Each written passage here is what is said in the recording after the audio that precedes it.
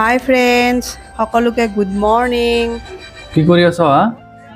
আজি ৰাতিপুৱা ব্ৰেকফাষ্টত গিলাচ পিঠা বনাই আছোঁ। এই গিলাচ পিঠা মানে চাউলৰ গুড়া দিলোঁ, তাৰ লগতে অলপমান মিঠাই দিম। মিঠাই নিদিয়াকৈও বনাব পাৰি, খাব পাৰি, ভাল লাগে। কিন্তু মিঠাই দিলে বেছি ভাল লাগে, মিঠা লাগে।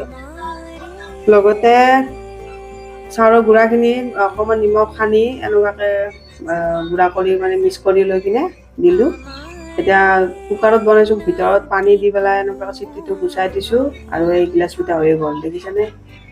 এই গিলাচ পিঠা মানে মাজে মাজে খাই থাকোঁ আমি, আজিও বনালোঁ। লগতে গিলাচ পিঠাটো বনালে গিলাচৰ পিছফালে এটা ফুটা কৰি ল'ব আৰু এনেকুৱাকৈ গুড়া দি পেলাই বহাই দিলে হ'ল।